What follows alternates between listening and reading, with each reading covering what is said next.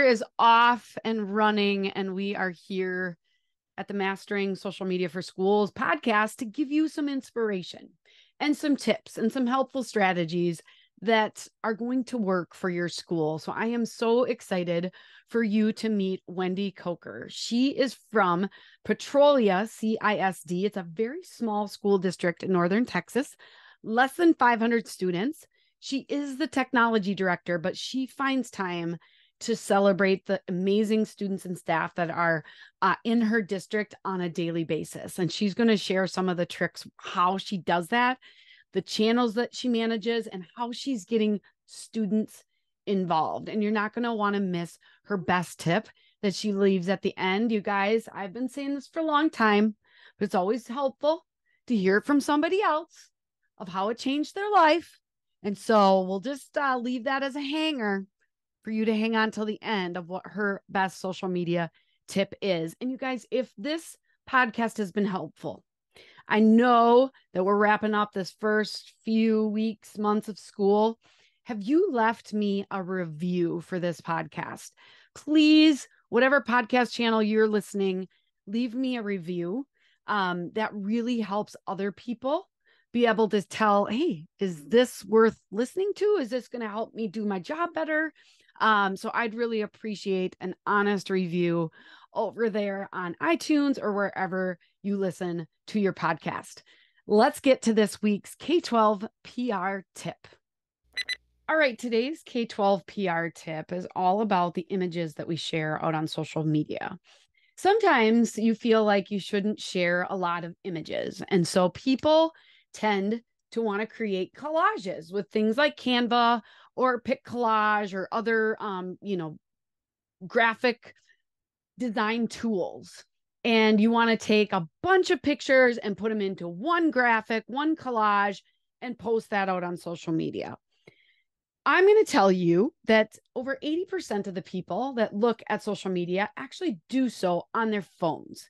And while the screen is much bigger than it used to be when I had my very first flip phone back in the early 2000s, the screen still isn't that big, especially for us older folks who now need to have progressive lenses like I do at age 45. I can't see all of the small text and the small pictures. So don't take a bunch of great pictures and put it into one collage thinking that's going to be better. On Facebook, you can share a bunch of pictures. If you have good pictures, share them. Parents like to see their kids. And so if they see their kid in a small little square of a collage versus on a big picture, they're probably going to share that big picture where they wouldn't share the collage. Okay. So I'm telling you, many of you are spending time creating a graphic that doesn't need to be created because what matters is the picture itself. So please, that is your tip for this week. Don't worry from day-to-day posts to make collages. You can just share the pictures themselves. Skip the ones that don't deserve to be shared and move on and just celebrate the heck out of your school. So now let's get into this week's interview with Wendy Coker. Hey, Wendy, welcome to the show. Hi. So excited. I think the last time we were chatting in a swim up bar at a pool. And then I'm Yes. like, Wendy, I got to get you on my podcast, right? Yes. Yep. That's exactly what happened. Yeah. So we're in a little bit different setting today, but I'm excited to share with our listeners. So Wendy, if you could just share a little bit about your background and then your role as technology director at Petrolia CISD in Texas. Okay. I started off as a sub here at Petrolia for years because I had four boys and I wanted to be around and involved in what they were doing. But I'm very good at math. And so they kept putting me, and then they hired me as a para. Then they kept putting me in classes teaching stuff when I wasn't a teacher getting paid, that para salary. And I was like, why don't I just go back to school and finish my degree? So I finally did that. And I graduated with my degree in 2014. And I went to work actually at Wichita Falls ISD in their technology department for 4 years. And before Petrolia hired me to teach technology classes. And then, as everything that happened with COVID, we went one-to-one pre-K through 12 during that time, really fast. And we had nobody here really doing the technology. Our superintendent was doing it, and then I would try to help him. But he finally said, I got to have somebody full-time taking care of technology. And so that's when I got hired on doing that. So it's been a process. And and then, being in a small little bitty school, once you wear one hat, you've got like 15 more. So Yeah. and that's exactly. Well, Wendy, I didn't even know your story. That is so cool. So you started out just substituting, helping out because of the four boys, and then kind of got put in because you have a lot of skills and just very good with people. You started teaching and then you went back to school. So what was your degree in that you went to school for? Management information systems. It's a business administration degree, but it's in the computer systems for business. Okay, awesome. So MIS, I guess, was a major, Yeah. I think, back when I was in school. So not necessarily as a teacher, but you started in tech and then you were teaching tech and now you're Yes. back into kind of leading tech among a lot of other things. Yes. Yes, exactly. Okay, awesome. So tell me a little bit about Petrolia. You said it was small, so tell me what the size is. We've got 475 to 480 students. That's pre-K through 12. So, I mean, it's a small little bitty school in North Texas, and we have two campuses. We have our pre-K through 6 is on the elementary campus, and our 7 through 12 is on the junior high school campus. Okay, so you do have two campuses, but pretty small. I think everybody thinks Texas is just all big school districts. And here We you're have a lot of small school districts because we've got a lot of rural areas still. I mean, our district, as a matter of fact, covers, let's see, I think 4 or 5 communities out here. So we have like a lot of bus routes. Most of the students that come to school here ride the bus. They do not live in Petrolia itself. okay. I would say probably 75 to 80% of our student population actually doesn't live in Petrolia. So, yeah. Oh. Well, that's cool. So you've been able to do some big things with social media. So I'd like to know, because there's a lot of people listening, Wendy, that are like you, that wear a lot of different hats. And so Right. you are the technology director, but how does social media fit into your role? Well, it kind of just became something I took care of because I like it and I'm good at it, I guess. And so it just became an extension. Some of the classes that I was teaching was actually graphic design and audio production and stuff. So it kind of incorporated from there. And then when I came over as the technology director, they asked me to just keeping up with it and everything. So, but it's something that I enjoy because it lets me do some of my creative side of stuff and not just all fixing computers and network stuff all the time. And some technology people are fine just doing that, but you are Yes. very much an extrovert and you like that. So that's awesome. So what social media channels do you run for your school district? We have Facebook, Twitter, Instagram, and TikTok. So, Okay. and we just started the TikTok just less than a month ago. So, Okay. And you run all of those then? yes. Okay. With some help. Yeah. So you rely heavily on getting your staff to provide Yes. some stories. So what is your system as far as getting things from your staff? So the number one thing, and I learned this from you at the conference the first time with you, and it changed everything and how I deal with social media a lot, I did an email account through our school for social media. And so the teachers, they can take a quick picture of some things going on or a little video, and then they just send it to me to that social media account. And then there's a couple other people that when they have time, but they're teachers too. So they kind of help me monitor it. But for the most part, I'm usually the one having to do it and everything else. But they send me the content. Now I still get out sometimes and I still take pictures and, video and stuff when I'm out and about, but the teachers have really stepped up and the other staff have really stepped up and helped with that a lot.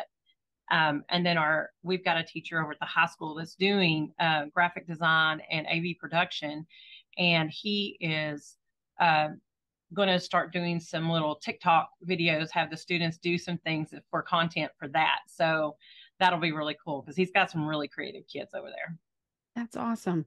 So you have an email address. Is it like social media at petroliacisd.org? Yep, that's exactly. Yep. And okay. I mean, it's simple and and it makes it easy. In all honesty, if it's in the inbox, then we haven't taken care of it. And I have a completed folder over on the side. And when we get done with whatever they sent us, we pull it over there. And it's made it so much easier because my inbox for my regular school account, it's insanity because I get so much promotional stuff along with everything else that normally goes on. So that has helped to have one location where there's not anything else coming in that we can really see real quick. Oh, hey, we've got some stuff to put out. So yeah, so many people have not done that. I'm amazed when I go talk and it's like only 3 or 4 people. I really think it simplifies things because, like you said, you get a lot of emails during your day, and then I'll lose track. I'll lose track if it's in my regular inbox. I even tell people when they try to send me, instead of doing help desk tickets, I'll be like, would you please not, would you do a ticket? Because my inbox, if you could see it. Yeah. It really, and it helped. The teachers kind of, I think they had some buy-in then too, because if they're doing something really cool in their class and stuff, especially elementary teachers, our yearbook staff, they're high school, they're over at the other campus. They don't get down here to get pictures of all the things going on down here. I can get the pictures from them up there because they're all the time taking pictures and uploading them and stuff into folders there. But elementary was kind of getting the short end of the stick on, things that were going on the campus and social media. And that's one of the big things that changed is we were able to actually start celebrating down here at the elementary all the things that were going on too, and get creative and everything with it. And like I said, our teachers have really bought into it, and they've really done a great job with doing that. Yeah, and your teachers can be part of it. And I just want to give a shout out because I recently visited the little school district that I do social media for. And I sat down for lunch, and the bus driver asked me, she's like, Andrea, so how do I do this on my email? And so I helped her plug in the email address, and I just did a test message. Yeah. And then I showed her how easy it's like now next time when you go to send a message, you just have to know the first 3 letters. Like if it starts with social media, SOC, that email pops up. It's very easy, but sometimes that can be a wall or a deterrent because people don't understand how easy it can be. Yes, you're exactly right. And that's usually one of the first things that I do, especially with our new teachers, is, have them when we're doing new teacher training. I'll go into your email, type in this and hit test, and send it. And, or I'll type, if you've got a picture you've taken in the last few days or something that you would want, just send it to me real quick, or things like that. And then once they see it's that simple to do, they've been really great about giving us content and stuff to put on there. And then my principal at the high school, I have to say, she is really great at getting out and about, and she is really good at putting content out there too for that campus. So that's something, it's let me deal more with the elementary campus, and she takes care of most of the high school stuff. Unless someone sends me something or something like that, she's able to get a lot of stuff out there. So I've got a few people that have really been helping a lot. And I think it's, as we've pushed this more and, shown we don't just want announcements, that was probably my biggest gripe whenever, was that everybody just wanted to announce, or just putting announcements or flyers or something like that on there. And I'm like, we want to celebrate our staff and our students and the things that go on at our little school. Cause it's really easy for the negative to get out there when things are happening and stuff. And if you've got a lot of positive out there to kind of override that, then, it makes it not seem like it's such a huge deal when something negative does happen. Or you've got buy-in from the community that are going, hey, okay, yeah, this may have happened, but, look at all this other stuff that's happened that's been good, you know. And we've had a few of those bumps in the roads over the last several years. And so um, that's one thing. The parents have loved it. They love seeing their kids doing things, you know.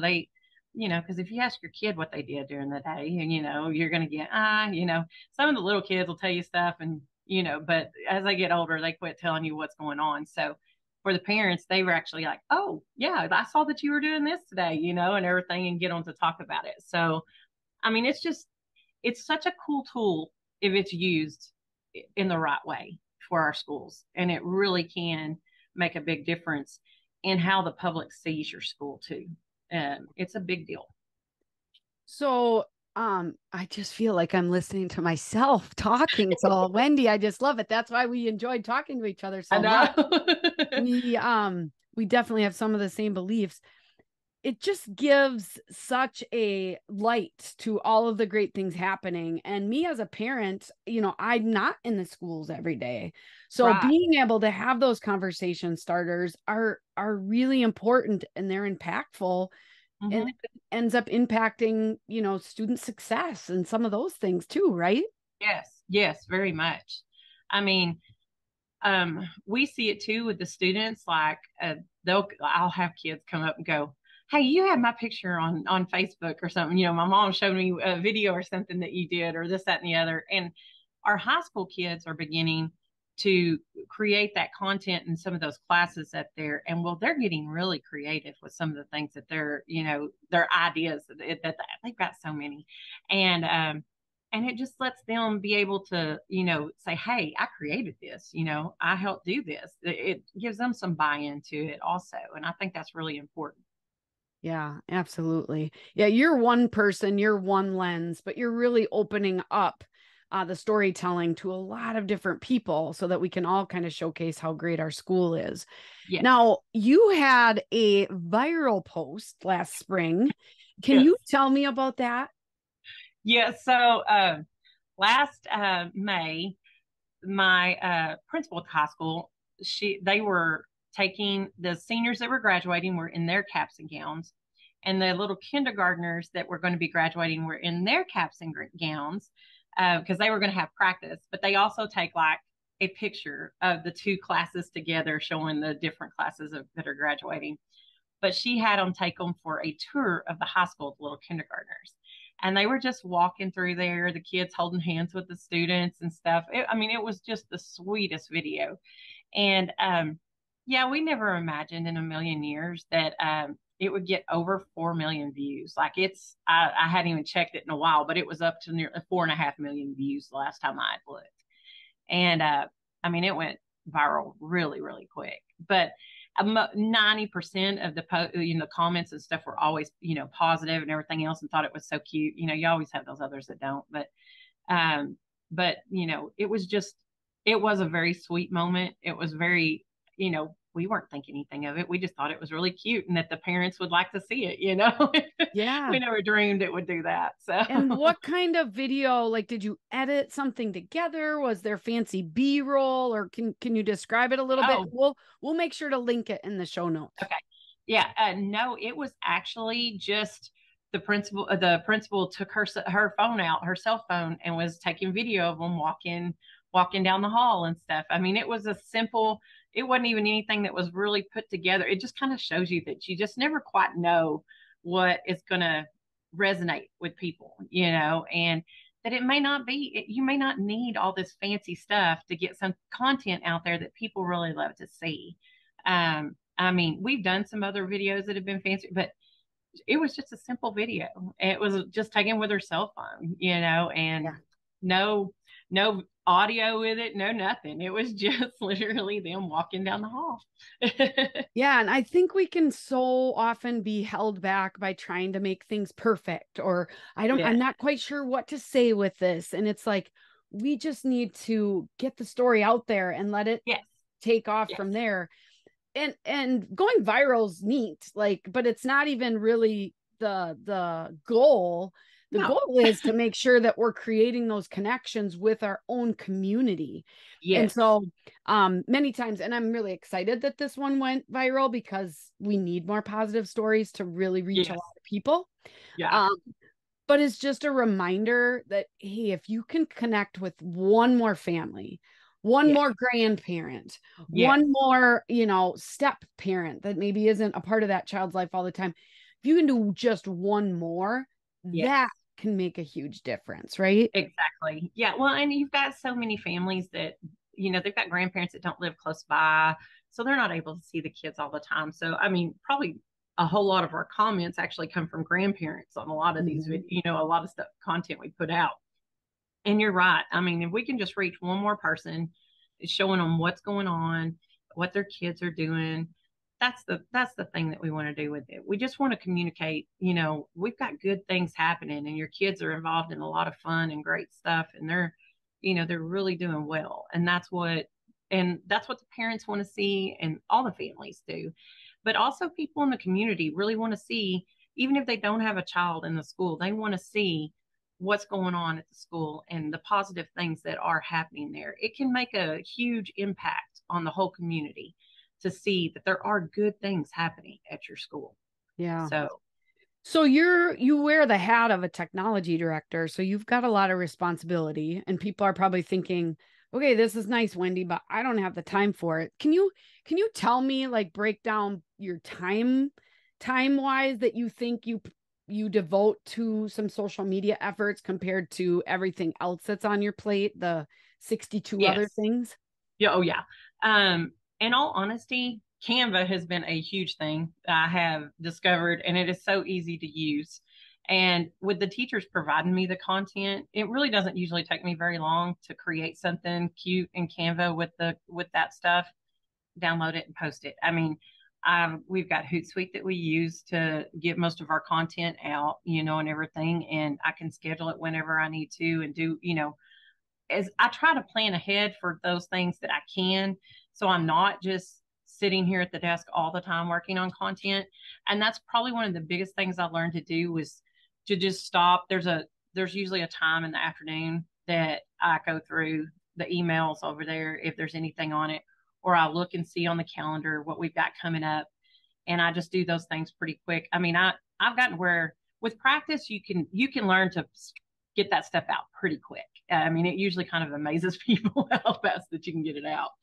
Yeah, So because I like to teach, and in my book, Social Media for Schools, I mean, I'm trying to teach to do social media in less than an hour a day. exactly. So Yes. if you can batch things like you said, I'm checking that Yes. email and like scheduling things out within 25 minutes or so a day. And then Yes. the other time is just like checking in on the page and watching comments and things like that. I Yes. mean, it can be done.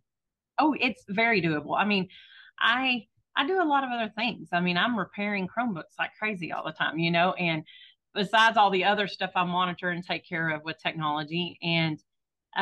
But and I learned a lot from your book and also from the conferences that I've been at with you. I mean, you made a big. I'm telling y'all, if y'all haven't got our book, you need to get your hands on that book, or get to a conference with you because you give some great tips because social media before that was really kind of overwhelming, where I was struggling to get content a lot of the time, and so we weren't getting very many posts out. And now most days I get at least 3 to 4 posts, sometimes more than that easily.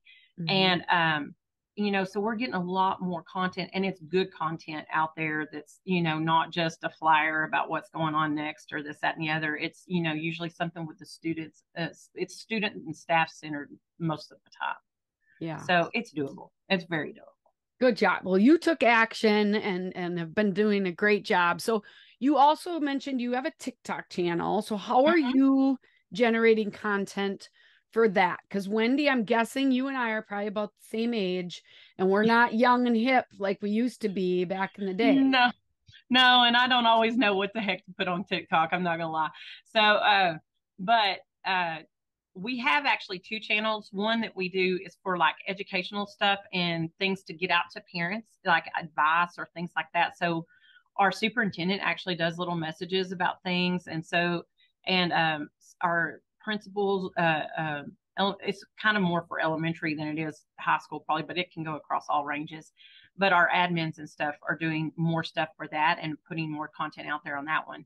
Where the one that I have for the school setup, it is more centered for like what we're doing with everything else, where I want the students, and staff to really be celebrated on it. So anytime that I can create a video of some kind, even sometimes it's pulling those pictures in there that someone sent in and create a quick video in Canva on it, with a cute background and stuff, and throw a little audio on it, and then posting on there. But our big goal with TikTok this year is using that AV production class over at our high school. And they've got some ideas. The teacher over there is talking about doing like a man on the street kind of thing, where they go out every now and then and ask questions of students and staff, or, doing like a little news blurb where they go out and get video of the athletic events or different events that are going on, and do little, things, and put together some videos for that. There's so many things, and those kids, honestly, they know way more about that world, and they have so many ideas. And now everything gets filtered through the teacher, but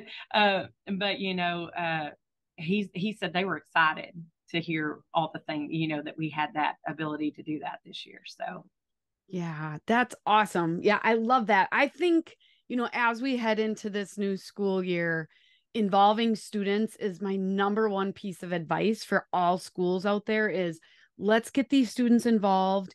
These are real skills that matter, because obviously you and I have a job that involves this stuff. So there are real jobs, and these kids love this stuff. It comes natural to them. And so you've got kind of a plethora of people to pick from. You just need to kind of turn them in the right way. And we were both at that Parent Square users conference where somebody did the kind of person on the street or whatever, and they were going around the lunchroom asking different questions. Then they pieced that together in a shorter version for a TikTok or a reel. And all of a sudden, everybody in the whole school knows who this kid is. And it's a big thing. It's a weekly feature. That's really powerful. Yes, it really is. And it's a way to get more students,